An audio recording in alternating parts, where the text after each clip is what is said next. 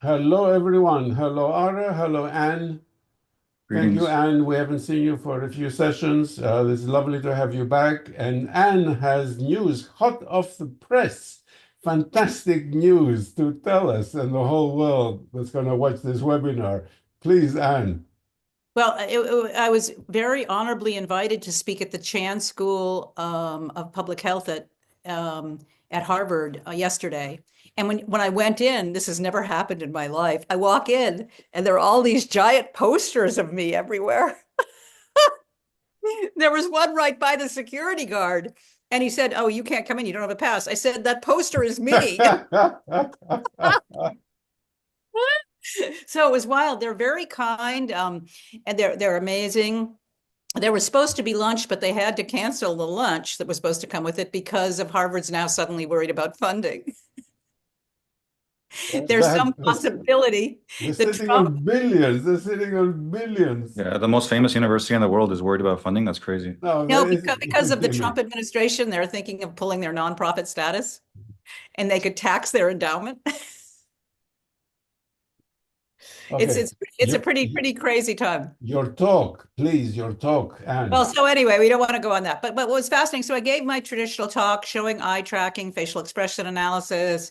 And I also decided to do the little part about my talk about how trauma gave us modern architecture, how Walter Gropius, that Harvard hired in the 1930s, was traumatized by 4 years of serving in the German army in World War I. And at the time, though, post-traumatic stress disorder wasn't even a word.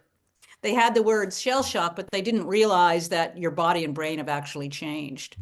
And nor did they know at the time, it really wasn't until the 21st century that they really started understanding how trauma changes the brain, how they could do MRI, which is imaging that measures soft tissue, and how the brain actually shrinks. You lose the ability to process detail. It was fascinating. So I presented that as well.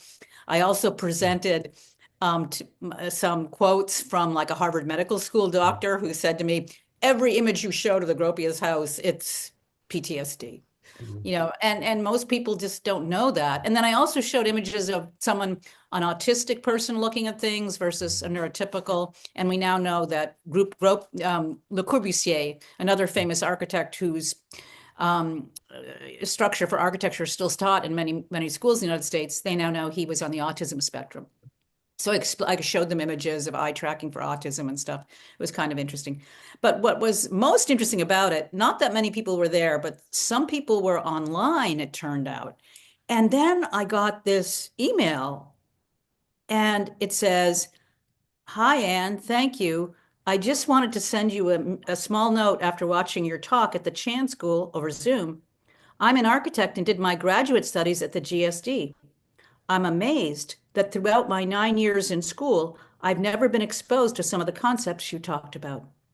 Working in San Francisco since graduating, I constantly come across news of interesting research happening in neuroscience and biology, mostly within the tech companies in the Bay Area. And I marvel at how architects aren't really involved in it or exposed to it. It's great to come across your work and see you getting the word out about the science around this." So that was really interesting to get that Phenomenal, from a phenomenal. GSD grad who felt like he was, losing out. And then after the talk itself, a current GSD grad walked up to me and said he graduates in May, and why isn't any of this science being taught? He's graduating with his MArch in May, and I said, "Well, I'd be happy to come in and talk about it."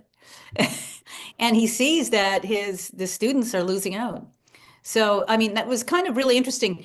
What I've seen in doing this for a couple of years now is that people are interested in architecture. People are even more interested in learning about people, you know. True. And we have interesting insights on people and how the brain works. And also, what I talked about in my talk is how the business world has just jumped onto this. They embrace it. They don't question it. I don't know if you know this. UMass Amherst Business School just opened last fall, the largest eye tracking lab in New England for UMass Business School students. And also Suffolk University Business School, downtown Boston, has an eye tracking lab. So does Worcester Polytechnic Business School. So the business school students are right there learning about eye tracking, facial expression analysis, heart rate monitoring, galvanic skin response. They're right there learning how to monitor and understand how the human experience begins subliminally and how you want to control that to get the outcome. You know, they're just whereas here I am and the GSD students telling me, I've never heard about this. Just the gap. And for international viewers of our webinar, GSD is the Graduate School of Design in Harvard University, one of the top architecture schools in the entire world. Yeah, I So think it's number people one know. rated. We're talking about perhaps the number one. Yeah. And this is absolutely astounding that it doesn't teach architecture to students, and they pay But it enormous. doesn't teach about the 21st century paradigm shift is really prioritizing how humans function and understanding how the architectural experience, just like the advertising experience, begins subliminally, non-consciously. And that instinct really matters. We have instincts, and the business world studies them to manipulate them to promote consumption.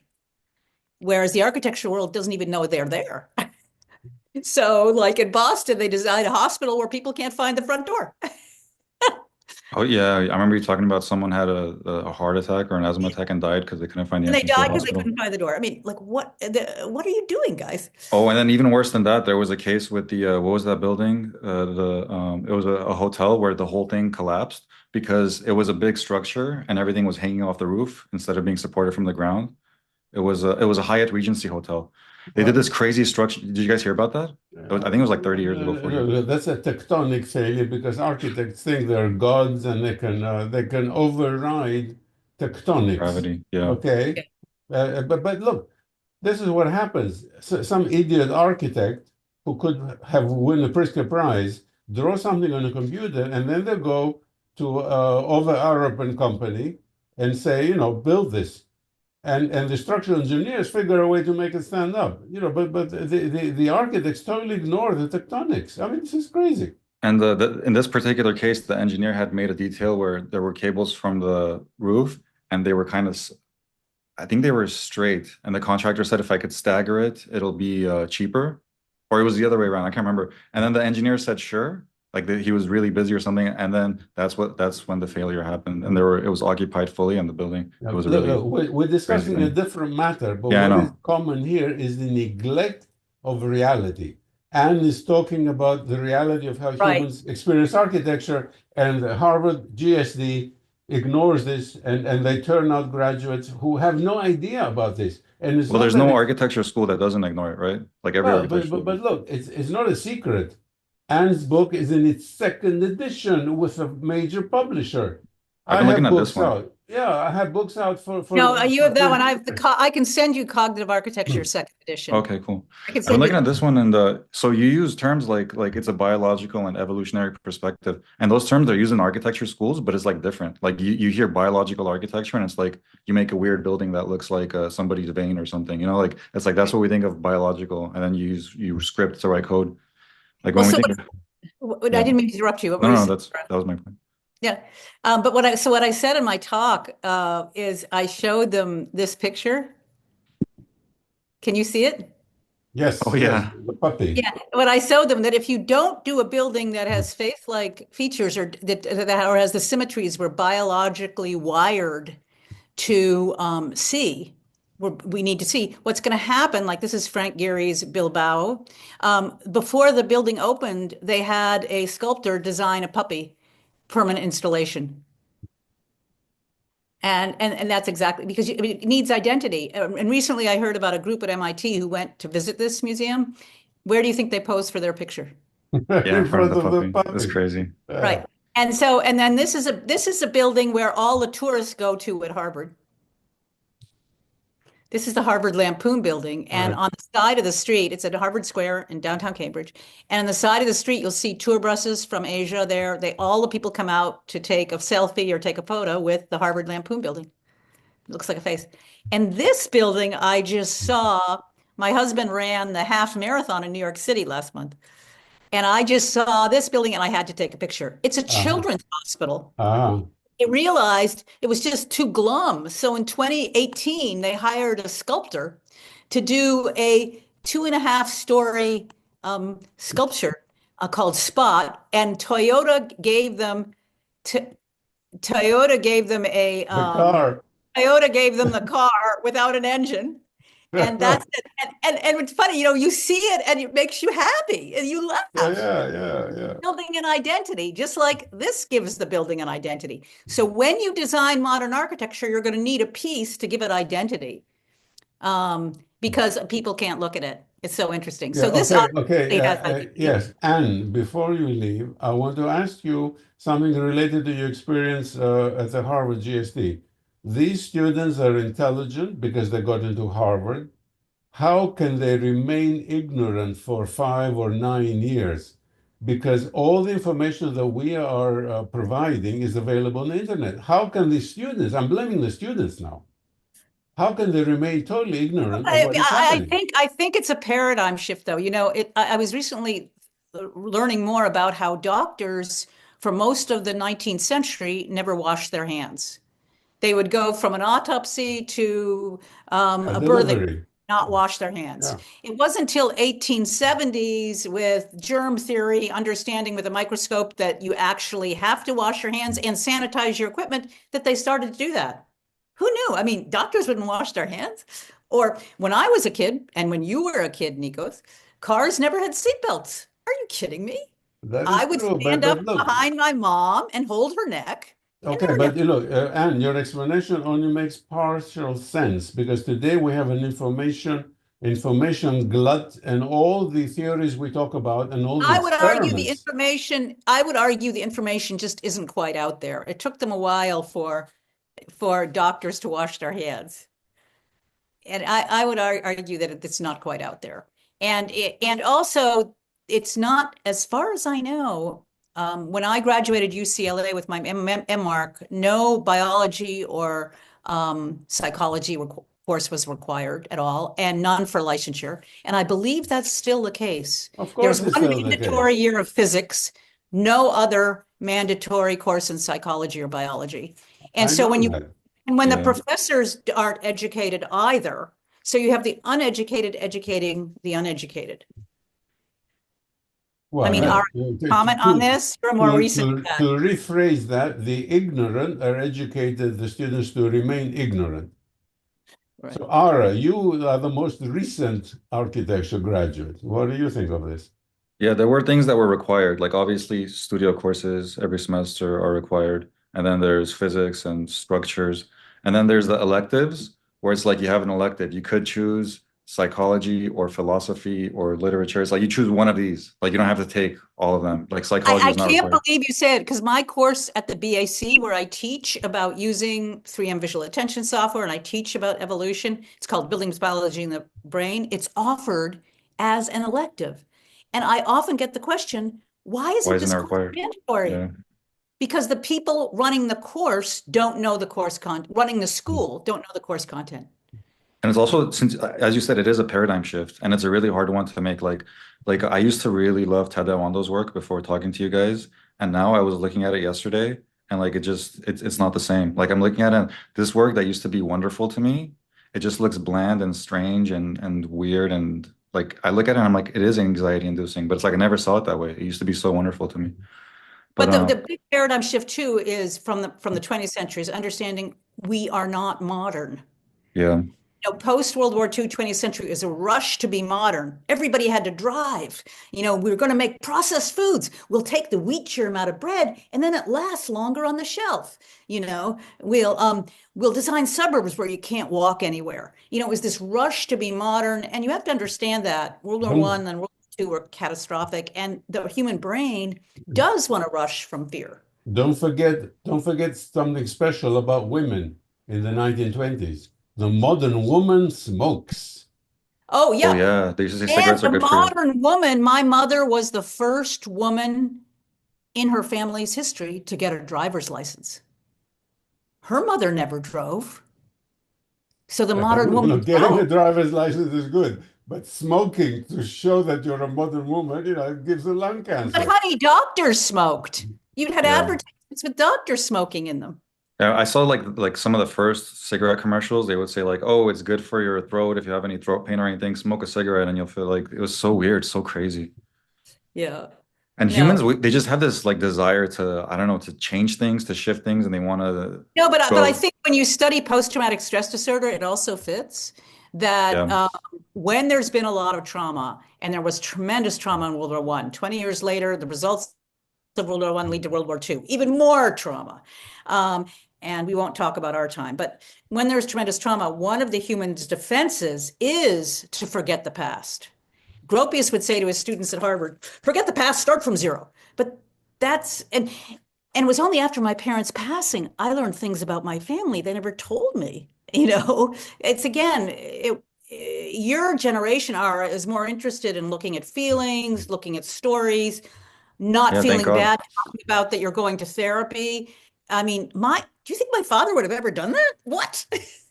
Yes, Anne, after your talk in Harvard, what comes to your mind for reaching out to students who are unaware of all this vast information that we hold?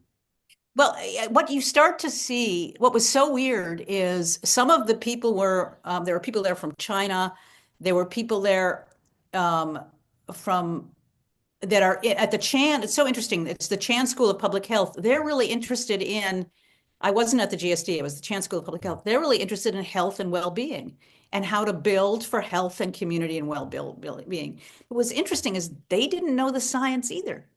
The Really? science that we have a primate brain. And I even showed them, this was wild. I showed them quotes from a Harvard Business Review article that talked about how there's one quote from a 1998 Harvard Business Review article. You can take the person out of the Stone Age. You can't take the Stone Age out of the person. Whoa. We're still, and then I also showed them this is wild. I could show it to you right now, that how Harvard Business School is really into, here, I'll share my screen really quickly. Yes, but Anne, you're not answering my question. How do we reach the architecture students? You did not give a talk in the architecture school. How can we reach? They seem to be in a silo, totally isolated, where their mind can be controlled. How do we reach these people? Well, I think in a way it's political. I think it's political.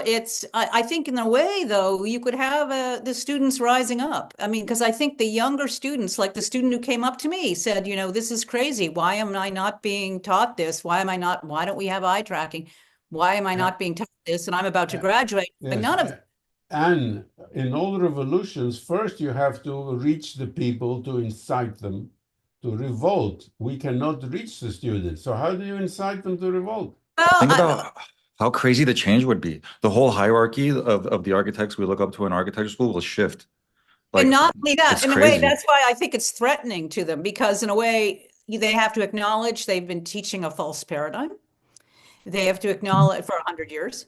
They have to acknowledge, that the way they're building actually isn't right. The problem is building today is so complicated, so run by spreadsheets and by, the cost benefit. It's very complicated. But I just wanted to say one thing. It's amazing to me how the business world, now teaches emotional intelligence.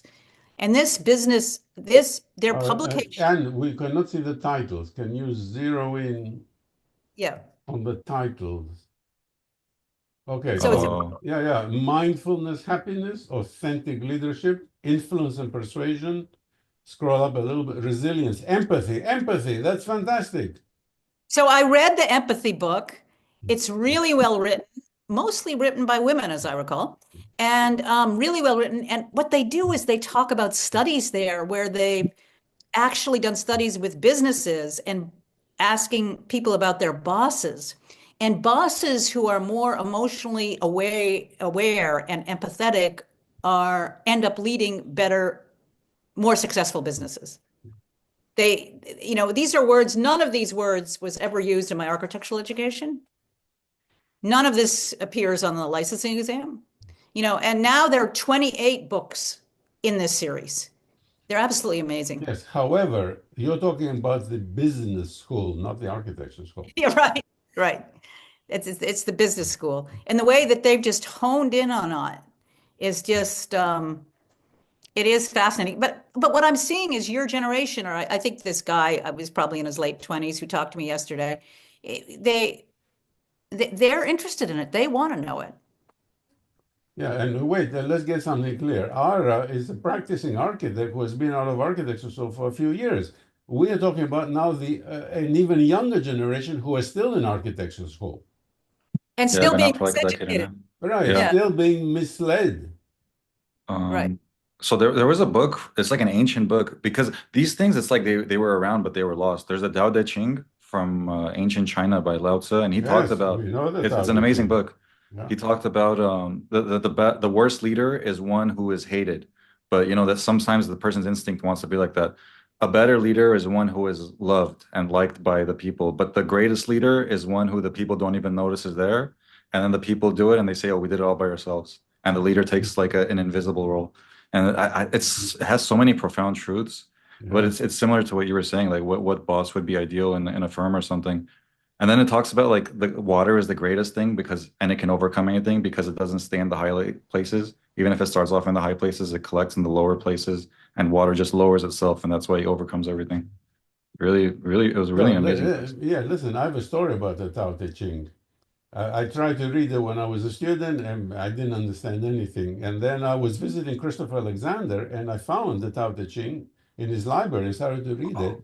And I said, Christopher, can you tell me about the Tao Te Ching? He said, it's probably the greatest book ever written. I said, really? I Ah, mean, coming from you, that's a weighty statement. He says, no, it is the greatest book ever written. So I started to read it. It was phenomenal. So I was reading very bad translations. So the translation I found in Christopher's library was by Archie Baum, a New Mexico philosopher. And I finally got the Tao Te Ching. Phenomenal. Yeah, I have a few different translations too, and I like reading each one. I have a Stephen Mitchell translation and a couple others, and I like comparing them. So to Arch. readers, a classic like that translated, a bad translation can just muddle everything up. Oh, I've been looking at the nature of order. I didn't know Christopher Alexander did oil paintings. He had like a Oh bunch of yeah. oil paintings in Oh there. yeah, yeah, yeah, They're pretty yeah. nice. Yeah, yeah. Archibald's translation.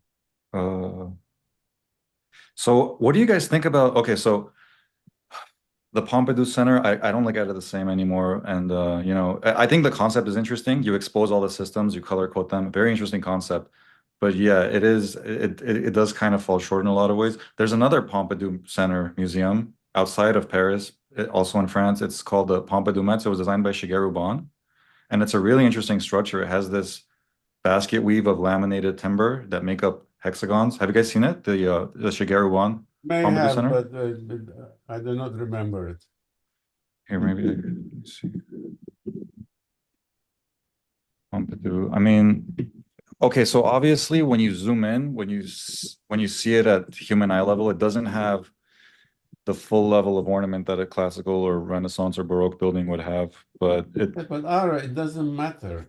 Does it appeal to you, to your instinct? Does it seem beautiful? That's all that matters. So at person level, at eye level, that's what's important. Okay, not from from afar and not from the air. can you guys see the Yeah, image yeah, here? yeah. I see it. It has some interesting things, but it does not particularly appeal to me. So I think Shigeru Ban was going for a fractal effect because even the floor plan of this building is a hexagon. Let me see if there's a floor plan. And But the then the structure floor makes up plan is hexagons. not so relevant. What's relevant is what's happening at eye level at the pedestrian. And I see big Yeah, it's a little, I'd spaces. say it's avoidant. Yeah, I think the patterning is kind of interesting, but it'd be scary. I wouldn't want to live near there. yeah. It does not draw you in. It does not Doesn't draw tell you you. close. Okay, there are interesting mathematical patterns with the beams, but the building itself does not have coherence. It does not draw you in. So That's without I wrote, studying it I in great wrote, detail. I wrote a blog post about the Pompidou Center and why parts of it work, and this is what it's about. I'll show it to you. It's pretty hysterical. Here, the powerful papers of Paris, how they get you walking without saying a thing. So what's fascinating about the Pompidou Center, this is the Louvre on the right. This is the Louvre here, but the Pompidou Center here, this is the Pompidou Center opposite these buildings.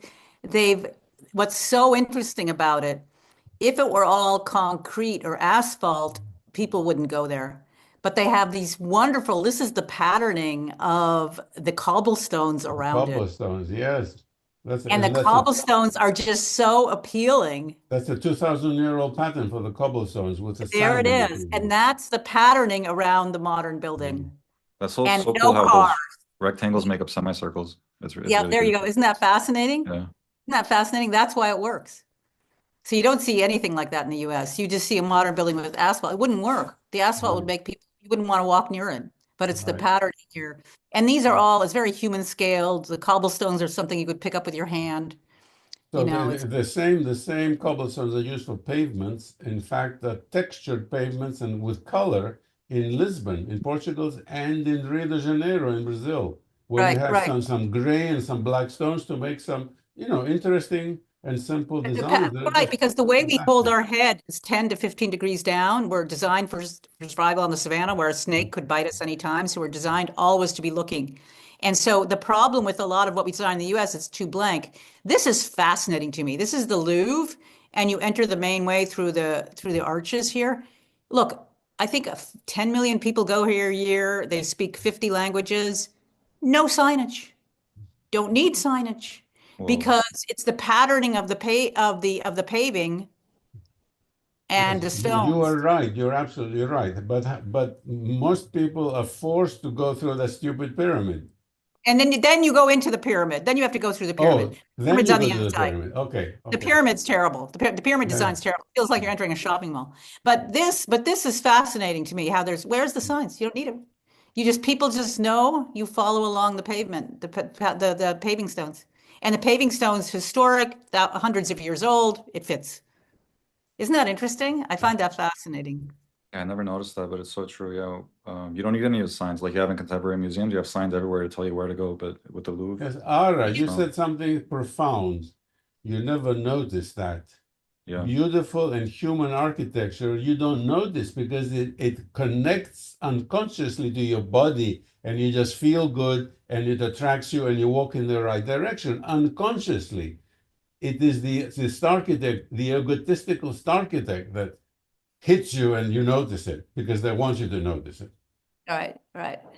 It's No, crazy how in learning from Las Vegas, Venturi talked about, oh, the decorated shed is bad. You have a thing with a sign, and then if the building is what it is, it should show. But then his work was kind of not doing that. But I mean, but what he wrote was really interesting. It was about that, like, okay, you have all these Vegas things with just the signs, and the buildings aren't really guiding you.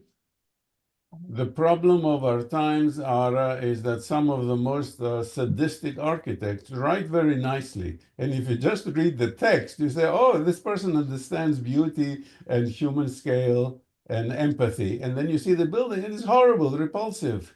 Yeah, I noticed that even with okay, so I still really like Lebbeus Woods. I think his artwork is amazing and his writings are amazing. But when I look at it, I do notice that the text and what he wrote is kind of very different from what he drew. And it's like two different things, but they're both beautiful and fascinating. And he put them together and it's just yeah, but We're not going they're to have different a things. disagreement with you online, Ara.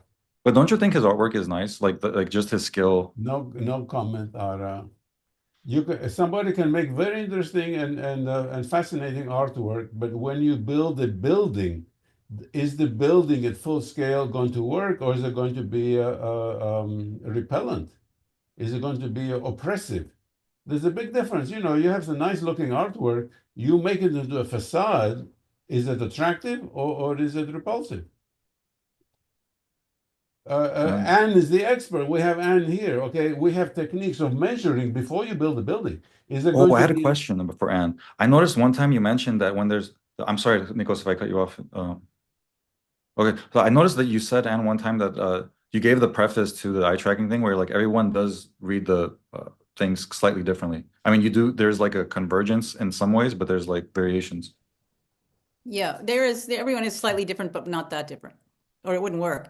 Nature has to make us all see things more or less the same, or we wouldn't have survived because we have to be a social species or we'd be dead.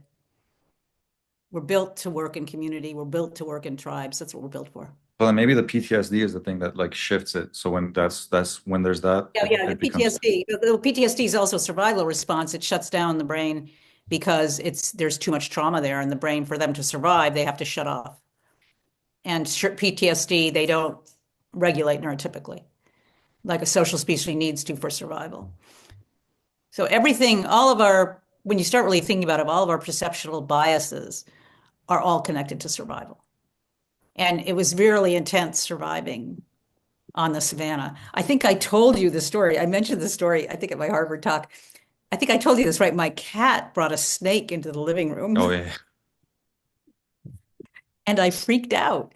And the snake was dead, and I threw away the snake. It was fine. But then I called a friend and started screaming. And then I Googled it, and it turns out there's a special nerve just for sensing snakes in Wow. your eye, because there was a battle between primates and snakes that was pretty intense, you know, several 100,000 years ago. There was a real battle who would survive on the Savannah, the snakes or the primates. So the primates who survived developed the nervous system specifically to sense the snake in an unexpected place. And you still are born today in the 20th or 21st century with that same nerve exactly in place. Because the past is never dead. It's not even past. It's in you. So that's what's so interesting about our bodies. They really contain the history of the survival strategies in us. We're not new, we're old, and we have the history of everything behind us. Even that snake battle history is in your brain. Crazy. And I never had screamed like that. I think I once even kept a pet snake when I was a kid, but I didn't know there's a specific nerve just for seeing a snake unexpectedly. And you immediately go into fight or flight response. You have to. So that's it. This point is worth making, and I will use a different language for it. The human brain has layers, and those layers are built over millions of years of evolution from our ancestors. And the responses we have are there, going back to our ancestors. You know, Right. before the apes. This is animal physiology. And now, and then, Right. so you Exactly get it. some poor idiot going into architecture school, and it gets conditioned to think that beautiful is ugly and ugly is beautiful. Right. As That's if they can change the structure of the brain. They cannot change the structure of the brain. It's wired, you know, before humans ever came in. And that's exactly it. And now they know the science, like the eye motions team that does all the eye tracking. They have little brochures to help you explain what you're seeing. And so that a lot of our responses to things, what you learn, including architecture, are not voluntary. So before you've even processed visually what you're looking at, your facial expressions, your pupil dilation, your respiration, your skin conductance, and your heart rate is already responding. That's incredible. That's incredible. And then How fast does that happen? that's happening before things are even processed in your visual cortex. For us to survive, we have to have our facial expression, our pupil dilation, our respiration. Everything else is already. Right, but how do you have it in milliseconds? Oh, How? I'm sure they have it. I don't know that off the top of my head. They know it in fractions of a second. And this is another thing. This is really interesting. You have a relay system for visual stimuli called the thalamus. It's on, you know, both sides of your brain, the thalamus, and it relays things that it finds threatening to the amygdala before it's even processed by the visual cortex. So you go into a fight or flight mode, releasing cortisol before you consciously know what you're looking at. And I've experienced this driving where I'll be driving and suddenly I'll move the car and I think, wait a minute, I moved. I didn't even see that car coming. Well, yeah, that's how we're wired to do. So that's it. So you're designing for an emotional brain that thinks. And that's the big thing that I was never taught in architecture school, and it's huge, you know. But good to see you, Nir. I'm going to have to bow out soon, but you could take on Nir. Yay. Yeah. Yeah, but before you leave, I want to summarize something that Anne gave a talk at the Harvard Graduate School of Design. No, at the Harvard Chan Public Health School, and there were two architects in the audience from the Graduate School of Design in Harvard, and then they told Anne after the talk, why didn't we learn any of the stuff? None of it was mentioned in all the years we're studying at the Harvard GSD. Yeah. Well, And yeah. but they're very interested in it. They're not threatened by it, whereas I think some of the faculty might be threatened by it. The young people aren't threatened by it at all. They're fascinated by it. Well, now that Nir has joined, I'll tell my own story. You know, I taught the last time I taught here, I taught the regular principles of biologically based design, and a senior who was about to graduate went to the chair of the department and had a big fight with the chair, and told him, I'm ready to graduate and I'm learning architecture for the first time. This guy from the mathematics department comes and teaches me architecture, and the school has been teaching me the same old nonsense over and over again. And I have to wait until just before I graduate to learn what's really important for architecture. And he had the big fight, and then the chair got angry with me. Oh I my love God. I love that you got me looking at Elio Saarinen. I hadn't looked at his stuff before. I had looked at a lot of Eero Saarinen, but Elio Saarinen's work was very nice. And Louis Sullivan's, it's incredible. He had the ornament He's the is greatest. insane. Louis Sullivan is Yeah. the greatest. Well, guys, I'm going to sign off and keep you in touch. Thank you, Thanks for all your Anne. work, Thank you, Ara. Anne. My pleasure. Thank you, man. I see that your website directs people to my sites. Oh yeah. Track that. That's fantastic. Thank Awesome. you. Cool, my pleasure.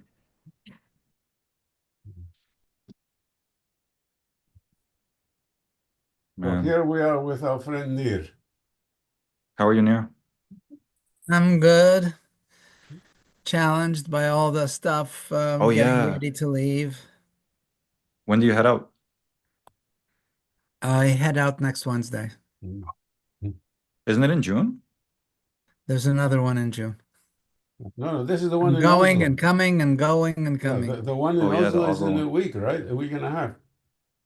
It's, well, Yes, yeah, it May. starts Friday. Yeah, 2, 3, and 4 May. And please, Nir, tell the audience for this webinar that they can tune in. Do they have to pay to tune in on Zoom?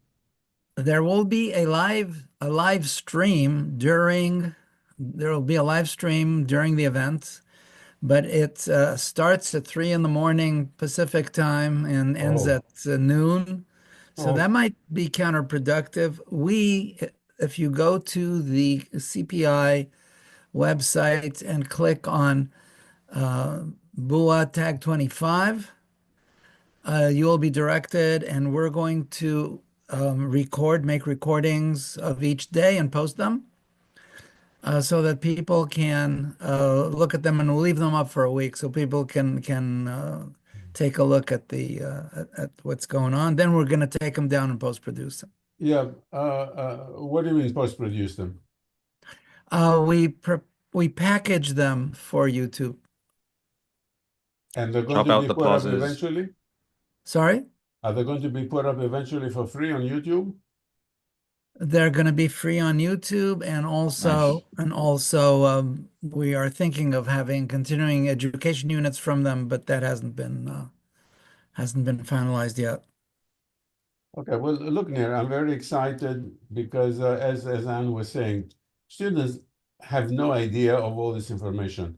So if they could have access to what's presented in the Norway Beauty Conference, that would be fantastic.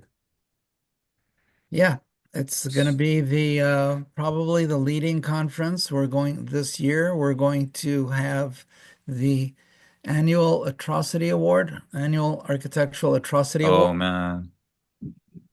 which is for a building by Stephen Halls, a dormitory Oh, I know the building in Uh, Michigan. Oh no, no, sorry, in Boston. in MIT. Yeah, I think there are Yeah. two of them. There's one somewhere in China or something, poor people. Oh yeah, the And China, it's called the sliced porosity block. It's a massive building. It's really huge. And it looks like the MIT dormitory, except it's like 5 times bigger. And it has some interesting slices at sun angles that bring in air. And then there are bridges that connect them overhead. Yeah, I know that building. wow, it sounds like a Rube Goldberg kind of a composition. And it is what it is. It's actually there are two basic types of aesthetic experience. There is the pleasure-based aesthetic experience, which is beauty, and there is the pain or a terror-based aesthetic experience, which is the sublime. And the description of a sublime building, and this is not from now, this is from the 1750s, is very large, simple geometry, infinitely repeated, and no ornament. This is a building that portrays fear, and pain by definition. So I they've made the arrived. mistake. Mr. Hall is a very nice person, Yeah, and he's he an probably awesome doesn't guy. understand what he's done, but he's such a good boy that he followed the dogma very well and got well recognized for doing so. And when he makes presentations of his work, the presentations are usually very intriguing, and the way he talks about the work is entertaining to listen to. I made the I'm mistake sure one he's a time. lovely, lovely and entertaining performer, a Yeah, presenter. I said, isn't the dormitory, the MIT dormitory fractal because it's like the window shape is square and the building is and then it has and then Nikos pointed out that a simple grid is not actually fractal because the fractal it's not only that the small scale reflects the large scale, it's also that it has infinite complexity. So the complexity is essential to a fractal. So that's good to know. Well, I don't know what complexity actually is. I think it's more it's more in the mathematical domain. Well, what I you mean, what you described when the bottom, middle, and the top, and the bottom has a bottom, middle, and the top, and the middle has a bottom, middle, and the top, and the top has a bottom, middle, and top, and the column has a plinth that has ornament and a capital so it's like infinite. It has infinite complexity. No matter what scale you look at it at, you can draw the complexity in it and you can really articulate it. Whether you really zoomed in or zoom out, it's like it has the same level of complexity. And that classical, Baroque, Renaissance, Gothic, in those it has it, the complexity, I think. Well, well, look, as a we don't mathematician, call that, we don't put a title on it, and certainly not complexity. I don't know We if Nikos would, used that word. It's if just anything, we would use the word richness. richness. But definitely it's a matter of appropriateness because how many subcategories if you do have an order and you're going to have the various um, um, um, moldings there, small, medium, large, appearing, you're also going to have and the tripartition in the proportional tripartition that you get, you can still elaborate the molding. You can still decorate, you can still carve something, a pattern like an egg and dart on a molding. So you get to a third level. There's a very high degree of control of the aesthetic experience directly with this method that I think the terminology, I think that the old terminology is probably more accurate because it came with the fabric.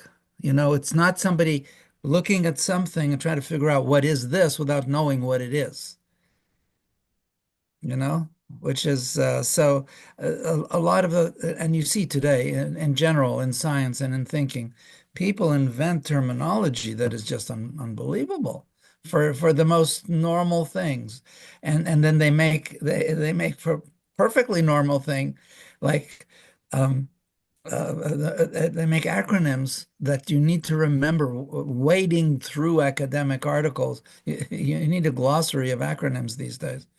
It's really interesting how people are trying to communicate so well and and insisting on doing the opposite of confusing and confounding and clouding up.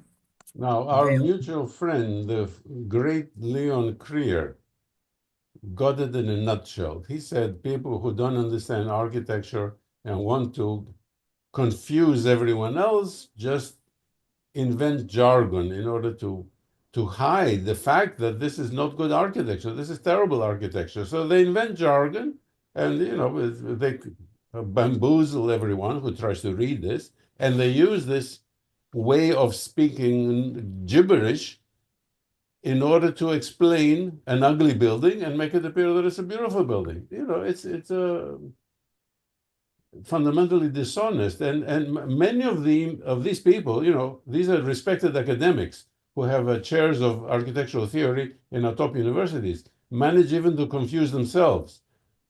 Whereas, architectural journalists, they're on the pay. They get envelopes full of cash in order to promote ugly buildings. Okay, I understand that. It's a corruption. They make money. But architectural academics, they don't even get cash. They make up the stuff and confuse themselves, confuse the students, confuse everybody else. What do you say, Nir? You know these people. Don't mention names. I try to not pay attention to stuff that's not good and not comment on it. There's a a travesty going on right now in Portland, Maine. There is a perfectly fine Doric ordered church that is being proposed for removal. It's an 1850s building or something like that. Removal for replacement by some wood and metal extension to the Portland Museum of Art. I see it in LA all the time. So many beautiful buildings, they knock them down because the developer is like, how many? I could fit 5 units on here, and there's only 1 unit. It's a Okay, let's knock it museum. These down. people are Oh, that's supposed to be crazy. Oh, it's a museum. intelligent. Yeah.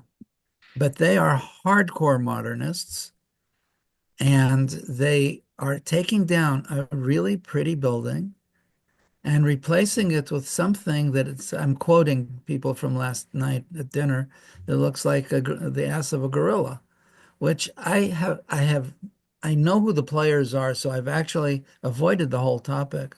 But I drove past the building for removal now, and it's really nice. And I look at it, it's really a great piece. It That's was a where church, I think. a local historic preservation board should come in. Like in Glendale, California, there's a historic preservation board. They were voted down by the city council. Really? City council and the landmarks, Portland landmarks, it's a group, it's not a commission or anything. They are the same people. The board of Portland landmarks is a 60,000 person city. The board of Portland landmarks is the board of the museum. That's a They big want to be conflict. like the big boys with some kind of monstrous museum thing. When the current museum, which replaced a perfectly fine YMCA from the 1880s, I suppose, or they had a big fire in 1865, so it might have been just after the fire, 1870s. And it was designed by Cobb, from Payfried Cobb, and I was actually in his office while he was designing it, trying to get into Harvard. I applied twice and was rejected. And it was 1984-5. So I looked at the work and I thought, oh, that's pretty sophisticated. But that's where I was at that time. When I came back and I asked Charles Moore, my teacher, and he was a good teacher, but a bad architect, what do we need postmodernism for? Why can't we just build a real thing? He said, people don't build that way anymore. And he believed it. He really, really believed it. And I come from a country where the first president, Chaim Weizmann, said the only difference between a miracle and reality is a little bit of time. So we three here, Anne and Ludwig and the other people who have been speaking here, are really in that space of the little bit of time before folks realize what's been going on. You are too optimistic, Nir. But I like your optimism. Yeah. Have you guys seen that Leon Krier sketch? I think it's from like 1970 or something. He has a sketch. It has 3 layers. On the top, it shows public spaces, and they're really like ornamented. Can you And share a screen with us? oh yeah, I could find it. And then there's the private spaces, Well, which are residences. he has whole books full of sketches, wonderful sketches. He says in one little sketch what people would take 20 minutes to describe. They're very pungent. Yeah, he has nice sketches. Leon Krier. Here, images. Oh, actually, yeah, he has a lot of sketches. Of I haven't course, seen a lot yeah, of these. it's fantastic. Oh, this one is the one. Okay, let me be sure. Yeah, his sketches are as good as Osbert Lancaster. Osbert Lancaster was a British architect. Right, that's it.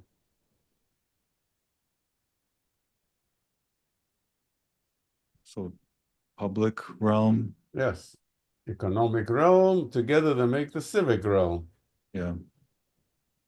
And they make landmarks, and it's like you know where you are. Right. Each one is different from the other. It's a really nice sketch. Hmm. But yeah, it's not shown. I never saw this in architecture school. But Of course not. Leon Krier is banned from architecture school. Yes. Please notice the grid, which is the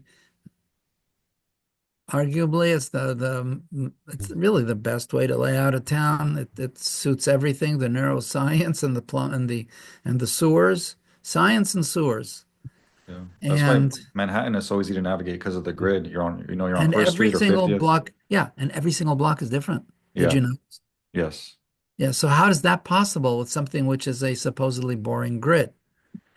It's because people are not that smart and they don't know I don't know what they know, but they don't know anything about experiencing the place, and they don't think about it. I don't know what they think about. Okay, we're getting to our limit of time. That's probably a good thing. Huh? Yeah, let's wrap up. Last minute statement. Ara Nir. Fascinating talk as always. God bless everybody. Absolutely. I will see you next week. I'll be in Oslo next week when we speak. Oh, are you able to join us from Oslo? Well, 1300 here, 13 less 6 is 7 in the morning. Well, I probably shouldn't, but maybe. We'll leave it. We'll leave it. Decide at the last moment. Oh, by the way, I've been seeing some Classic Planning Institute posts come up on my Instagram feed about this conference. There's some very interesting stuff. Nice Thank drawings you. and We're in a photos. we're in a change. One of the things that's been happening is we're moving from Adriana Broom to Alexander Rotmensch as our social media person. Okay. A new Nordic classicism, rebuilding the heart of Potsdam. Yeah, there's a lot of new age of reconstruction. John Simpson architects. There's a lot of interesting, the fan vault ceiling, a lot of interesting stuff. Good stuff. All Okay. right. Thank you, Thank you. everybody. Thank Thank you, you guys so much. everybody. Take care. Peace. See you next time. Ciao. Ciao.